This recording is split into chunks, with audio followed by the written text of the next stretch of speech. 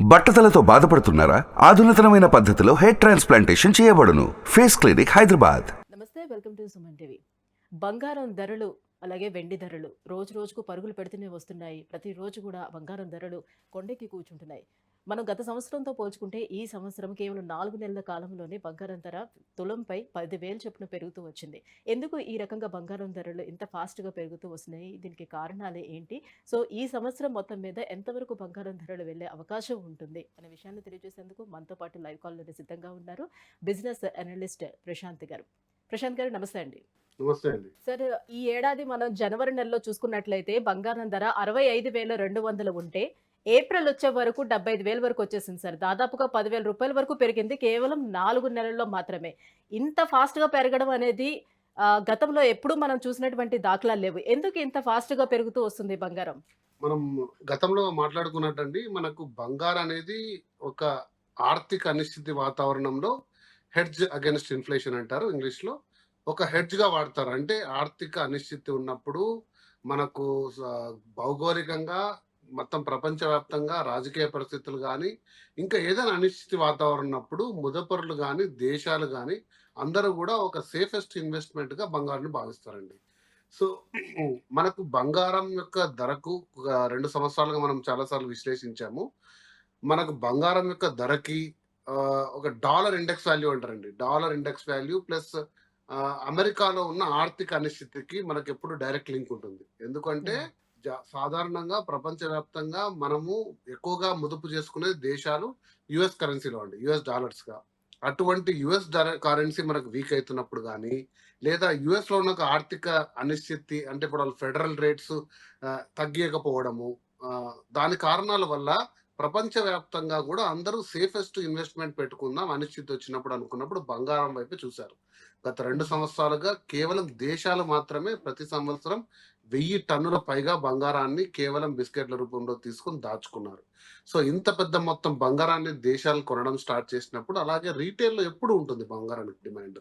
So, అవును. ఇలాంటి అనిశ్చితి వాతావరణం మనకు నెలకొల్పినప్పుడు ఈ బంగారం ధర పెరుగుతూ వస్తుంది. అలాగే మనం 2 సంవత్సరాలుగా మనం చూసాము. బంగారం అనేది స్టేబుల్‌గా పెరుగుతూ వచ్చింది. ఈ 4 నెలల్లో ఎలా అయితే ఇన్వెస్టర్లు ఎంత ఎంత దూరం వేచి చూసారో, వాళ్ళందరూ గూడా కొనడం స్టార్ట్ జేశారు. నేను ముందు చెప్పినట్టు దేశాలు గూడా బంగారాన్ని రిజర్వ్ రేషియోస్‌ని పెంచుకున్నారు. వాటి హ్మ్. కారణంగా బంగారం అనేది రేట్లు అంతకింత పెరుగుతూ వస్తున్నాయి. అంటే అంతర్జాతీయంగా నెలకొన్నటువంటి ఉద్రిక్త పరిస్థితులు కానివ్వచ్చు, యుద్ధాలు కావచ్చు, ఇవి కూడా కారణమయ్యే అవకాశం ఉందా? బంగారం పెరిగితే డెఫినిట్‌గా దాంతో పాటుగా వెండి కూడా పెరగాల్సిన అవసరం ఉంటుందంటారా? మంచి ప్రశ్న అడిగారు. ఫస్ట్ ప్రశ్న ఏంటంటే ఆర్థిక అనిశ్చితే గాదండి. మనకు రాజకీయ సమస్యలు, భౌగోళిక సమస్యలు, దేశాల మధ్య సంబంధాలు, యుద్ధాలు. ఇప్పుడు ఫర్ ఎగ్జాంపుల్ ఇండియా మీరు ఇరాన్ లాంటి దేశాలు ఎళ్ళాలంటే మాకు చెప్పకుండా వెళ్ళొద్దు అనడం. ప్రతీదీ కూడా ఒక అనిశ్చితి వాతావరణం ఉంటుంది. అలా వాతావరణం ఉన్నప్పుడు చాలా ట్రాన్సాక్షన్స్ మీద ఇంపాక్ట్ ఉంటుంది. సో, గ్లోబల్‌గా కామన్‌గా ట్రేడ్ అయ్యే ఒక బలమైన ఇండెక్స్, బలమైన కరెన్సీ బంగారండి. సో, హ్మ్. ఈరోజు యూఎస్ కరెన్సీ బలంగా ఉండొచ్చు. గ్రేట్ బ్రిటన్ పౌండ్ లేదా యూరో బలంగా ఉండొచ్చు. యూనో చైనా కరెన్సీ బలంగా ఉండొచ్చు. కానీ ఎప్పటికి కూడా వాటన్నిటికి కూడా పవర్‌ఫుల్‌గా చాలా సేఫెస్ట్‌గా చూసేది బంగారం.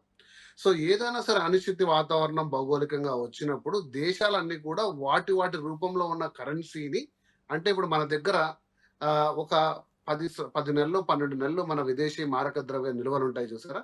వాటిని హ్మ్. మనం యూఎస్ కరెన్సీలో పెట్టుకుంటాం డాలర్స్‌లో. లేదా బాండ్స్‌గా పెట్టుకుంటాం. US treasury bonds. కొద్ది శాతం బంగారు గూడా పెట్టుకుంటాం. బంగారు శాతాన్ని పెంచుకుంటాం. సరే ఏదైనా పరిస్థితి వచ్చినప్పుడు ఈ కరెన్సీ డీవాల్యూ అయితే బంగారం మనకుంటుందని. కాబట్టి మీరు అడిగిన మొదటి ప్రశ్నకు తప్పకుండా ఈ వాతావరణం సరిగ్గా లేనప్పుడు దేశాల మధ్య సంబంధాలు, యుద్ధ వాతావరణం, రాజకీయ అనిశ్చితి ఉన్నప్పుడు ఖచ్చితంగా బంగారం ఖచ్చితంగా పెరుగుతుంది. ఒకటోది. రెండోది ఇవన్నీ ఏదైనా సరే అండి బంగారు గాని, సిల్వర్ గాని, ప్లాటినం గాని ఇవన్నీ కూడా ప్రెషియస్ ఐటెమ్స్, లిమిటెడ్ ఐటెమ్స్. హ్మ్. హ్మ్. ప్లస్ వీటికి ఆభరణ వాల్యూ ఉండే అంటే ఆర్నమెంటల్ వాల్యూ ఉన్న ఐటెమ్స్. ఈ మధ్య కాలంలో సిల్వర్ అనేది ఈ ఆర్నమెంటల్ జ్యువెల్లరీ గూడా సిల్వర్ చాలా పెరుగుతూ వెళ్తుంది. మీరే చూసుంటారు. మీకు లేడీస్ హ్మ్. ఇంకా తెలిసుండాలి. సిల్వర్ జ్యువెల్లరీ షాప్స్ వచ్చేసాయి. ఒకప్పుడు సిల్వర్‌ని మనం కేవలం ఒక గృహంలో ఉన్న మనమేమంటారంటే పూజ గదిలో వాడేవాళ్ళు. ఎక్కువగా పూజా సామాను విలువ మొదలగు వస్తువులు ఆర్నమెంటల్ జ్యువెల్లరీ సిల్వర్ చాలా తక్కువుండేది. గత కేవలం గత సంవత్సర కాలంగా ఆర్నమెంటల్ జ్యువెలరీ సిల్వర్ వచ్చేసి 125% పైన పెరిగింది కన్జంప్షన్. సో వాటి వల్ల ఇండియాలో ప్రత్యేకించి విదేశీ పరిస్థితులు మనం పక్క పెట్టుకుంటే సిల్వర్ అనే ఇంపోర్ట్ పెరుగుతూ వస్తుంది. అంతకంత రిటైల్ కన్జంప్షన్ ప్రకారంగా కూడా సిల్వర్ పెరుగుతూ వస్తుంది. సిల్వర్ అనేది ఆల్వేస్ సిస్టర్ టు గోల్డ్ అండి. దాంతో పాటు ప్రయాణం సాగుతుంది. ఎందుకంటే అది కూడా ఒక ఇన్వెస్ట్మెంట్, బలమైన ఇన్వెస్ట్మెంట్ రూపమే. స్మాల్ టైమర్స్ కానీ, మీడియం టర్మ్ కానీ, ఈవెన్ దేశాల వరకు అయితేనేమి. బట్ సిల్వర్ కి ఇంపాక్ట్ అంత ఫాస్ట్ గా ఉండదండి. సిల్వర్ ఇంపాక్ట్ చాలా స్లోగా ఉంటుంది. ప్లస్ పడడం లేయడం అనేది దానికంటూ ఓన్ గా ఉంటుంది. బట్ గోల్డ్ అనేది న్యూమరస్ ఫ్యాక్టర్స్ నేను ఇంత ముందు చెప్పినట్టు వాటన్నిటి కూడా ముడిపడి ఉంటుంది. Right sir. ఇటీవల కాలంలోనే ఈ మధ్యనే రిజర్వ్ బ్యాంకు కూడా 13 టన్నుల బంగారాన్ని కొనుగోలు చేసిందని తెలుస్తుంది. ఈ రకంగా మనం చూసుకున్నట్లయితే నెక్స్ట్ ఇన్వెస్ట్మెంట్ పర్పస్ గోల్డ్ ని బెస్ట్ గా చెప్పుకోవచ్చు ఆప్షన్ గా. డెఫినెట్ గా అండి. నేను చాలా సార్లు మీ సుమన్ టీవీ ద్వారా నేను ఈ సలహాలు, సూచనలు చాలా మందికి ఇచ్చాను. చాలా మంది నాకు కాల్ చేశారు కూడా. సో ఎలా ఉంటుందని. వన్స్ అగైన్ నేను ఒక అంచనాని, నాకుండే పరిజ్ఞానం ప్రకారం సలహాలు చెప్పగలను. బంగారు అనేది డెఫినెట్ గా ఒక సేఫెస్ట్ ఇన్వెస్ట్మెంట్. ఎందుకంటే ఒక దేశము తన దగ్గర ఉన్న ఒక విదేశీ మారక ద్రవ్య నిల్వల్ని బంగారు రూపంలో దాచుకుంటుందంటే, ఒక సామాన్య ముదపరుడుగా, ఒక రిటైల్ ఇన్వెస్టర్ గా మనకు దగ్గర ఉండే మనం చేసుకున్న సేవింగ్స్, మ్యూచువల్ ఫండ్స్ కావచ్చు, స్థిరాస్తులు కావచ్చు, ఇంకోటి కావచ్చు, బాండ్ల రూపంలో కావచ్చు, పోస్ట్ ఆఫీస్ కావచ్చు, ఫిక్స్డ్ డిపాజిట్లు కావచ్చు, ఇందులో బంగారంని కొంత మొత్తం చేర్చుకోవడంలో తప్పులేదు. మరి ఆ బంగారాన్ని ఎలా కొనాలనేది మనం చాలా సుమన్ టీవీ ద్వారా వీడియోలు ఉన్నాయి. మీరు ఆ డిస్క్రిప్షన్ లో లింక్స్ ఇవ్వండి. నేను ఎప్పుడూ చెప్తున్నట్టు బంగారానికి సావరిన్ గోల్డ్ బాండ్స్ ఉంటాయి. మీరు ప్రత్యేకించి వాటిని తీసుకొని వాటిని భద్రత వైపు మీరు ఎక్కువగా చూసుకోవాల్సి ఉంటుంది. ఎందుకంటే 24 క్యారెట్ బంగారాన్ని మీరు ఆభరణంగా వాడరు. బిస్కెట్ల రూపంలో దాచుకోవాలి. లాకర్లు ఇవన్నీ జంజాటం లేకూడదు. అంటే సావరిన్ బాండ్స్ వల్ల మీకు ఎంత రేటు పెరుగుతుందో అంత వాల్యూతో పాటు ప్రాఫిట్ పైన నాట్ ట్యాక్సిబుల్ ఉంటుంది. మళ్ళీ 2.5% అదనపు రెవెన్యూ ఉంటుంది. కొంచెం లాక్ ఇన్ పీరియడ్ ఉంటుంది. వీటిని మళ్ళీ సెకండరీ షేర్ మార్కెట్ లో సేల్ చేయొచ్చు. చాలా లాభాలు ఉన్నాయి. సావరిన్ గోల్డ్ బాండ్స్ అని చెప్పి సుమన్ టీవీ ద్వారా వీడియో చేశాను, చూడండి. లేదంటే మీరు షేర్ మార్కెట్ లో కొనొచ్చు. లేదంటే 24 క్యారెట్ గోల్డ్ కొనొచ్చు బిస్కెట్లు.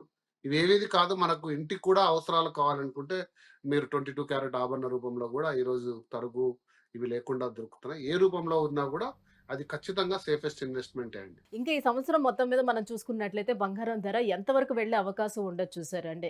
అంటే వెళ్ళి ఎక్కడైనా ఒక దగ్గర స్టాప్ అవుతుందా అసలు? మనము దాదాపు 52,000 ఉన్నప్పుడు ఇదే క్వశ్చన్ అడిగామండి. దాదాపు 1.5 year బ్యాక్ మనం అనుకున్నాము. సో 2024 డిసెంబర్ వరకు 80,000 వరకు వెళ్ళే అక్కడ స్టేబుల్ అవుతుందని ఒక అంచనా ఉందండి. అంటే ఎప్పుడైతే మనకు 37,000, 38,000లో ఒక 2 ఏళ్ళు దాదాపు బంగారు స్టెబిలైజ్ అయ్యి తర్వాత గ్రాడ్యువల్ గా పెరుగుతుంది. అంటే మీరు ఇందాక అన్నారు కదా, జనవరి టు ఏప్రిల్ స్టీప్ ఇంక్రీజ్ అంటారు.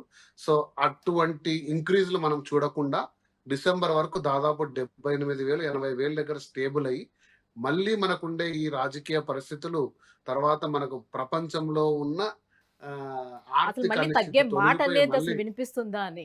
తగ్గడం ఉండదండి. ఎందుకంటే బంగారు ఎప్పటికప్పుడు కొత్తగా జనరేట్ అయ్యే ఐటమ్ కాదండి.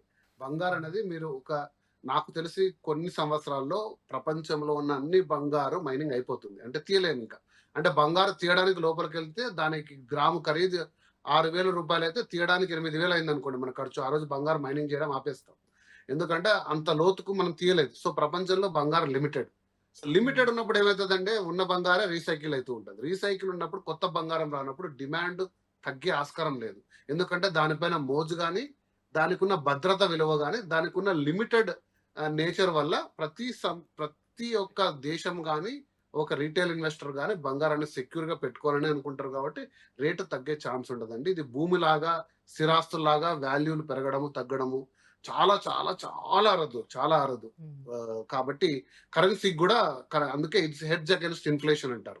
సో మనకు మాంద్య పరిస్థితులు వచ్చినప్పుడు దీన్ని సేఫెస్ట్ బెట్ గా వాడతారు. కాబట్టి ఇది పడిపోవడం అనేది దాదాపుగా అంటే ఊహించదగని విషయం.